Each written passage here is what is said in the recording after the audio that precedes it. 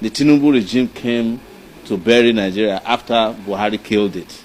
And people are still playing along with them. I don't know what is wrong with Nigerians. We are not playing. That's why we are not engaging in all this side hanky-panky about protests. When we are ready and when Nigerians are ready, we are interested in a revolution. We have made that very clear. Because that's what can end this nonsense in our body politic. You have all these military generals who don't go to war. And it's only in Nigeria that somebody who has never fought a war before will become a general in the army.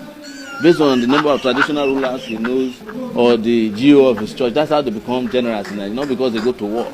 If you see an Israeli general, it's because he has fought a war before. If you see an American general, he has been to Afghanistan, he has fought in Iraq, even though those wars might be wrong. But they have gone to war. But in Nigeria, you call these businessmen generals, they are all building estates in Abuja. They don't go to the war front. They don't know what's going on there. They are the ones who are happy that the insecurities are coming. You ask army to be doing traffic work. It's the Nigerian government that refused to release Nnamdi Kanu, something that would have solved a big problem. And then instead of releasing him, you go and put army in the east. Every kilometer in the east, there are army checkpoints. But after 100 kilometers in the north, you can't find the army.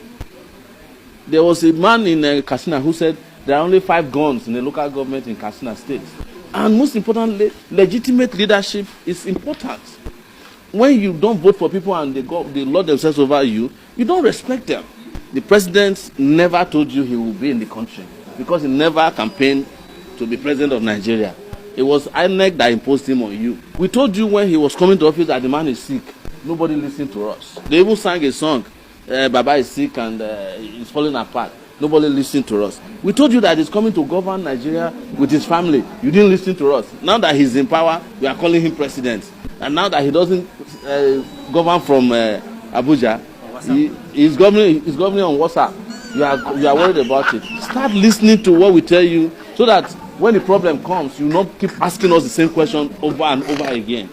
And I have told you before that the people who claim to be governing Nigeria now never fought for democracy. I was the one who told you that Tinubu was selling drugs. In Chicago in 1993, when we were fighting for democracy with Abiola here in Nigeria. Yes, my people, it don't happen. Let's do it. And if they are exiting, we beat them farewell. I only wish they would not come back like I did say earlier. That's just the situation. You mentioned that you were cautioning Peter Obi to be careful about the coalition. I mean, there have been rumors going around that the PDP is trying to woo him back. Is that a fact? Yes, it's our product. We want to get him back indeed, because it's a very, very, great capital for any political party. The truth of the matter, if he had not gone the way he did in the last, dispensation and proved that metal to be able to generate over 6 million, in spite of the rigging and the frustration of his chances in many of the states. Peter Obi is truly a political capital, no doubt about it, and every political party that will have the opportunity of getting him, it will be to their advantage. And certainly PDP is not losing that effort. We are also making that effort in the belief that in the fullness of time we might get him, and it will add more to the chances of PDP. And what about Nyesom Wike? Is he an asset or is he a drag on the PDP at the moment? I mean, he's straddling 2 parties, isn't he? Well, essentially. That's right. The last time I checked, he's still a member of the PDP. He hasn't come out to denounce his membership. And even if it's coming with some disadvantage, like many have observed. What kind of disadvantage? A lot of persons will say that he's also another albatross, to PDP. So the PDP would be better off if he packed his bags and left, basically. That's what I'm inferring from what you're saying. Probably, because to be honest with you, those who stand against the chances of the PDP or have been doing things that will not promote the interests of the PDP are not necessarily within the PDP. And as a party, anyone who will constitute clog on its wheel of progress is better out of the PDP, so the PDP will get itself together and be able to bring back that, democratic hope for Nigerians yet again. So certainly, if Nyesom Wike is not going to be to the advantage of the PDP, which many argue, then he can also bid PDP farewell so that he stand wherever he is and do his bid. But certainly, the PDP will not have one person, and there's not a single person that has that capacity to put PDP to shame. Whatever they must have done, we previously had a committee in place, which we're still reviewing, to deal with those dissenting voices, those who have taken another decision and have done things that will amount to anti-party. And Wike is said to be one of them for the number of petitions we have received. So why don't you just fire him? Expel him from the party? Once the committee comes up with its recommendation in that light, certainly there will be no stopping us from doing so. We would get rid of them all. Right. But I mean, it is the PDP, and you speak very confidently and very authoritatively, and I have to say very impressively. Thank you, I mean, for a party that many people believe is on its knees. I mean, Is there any reflection taking place within because these are kind of bravado words that we're hearing from you. I mean, are you guys sitting back and really, reflecting on what is happening to the party?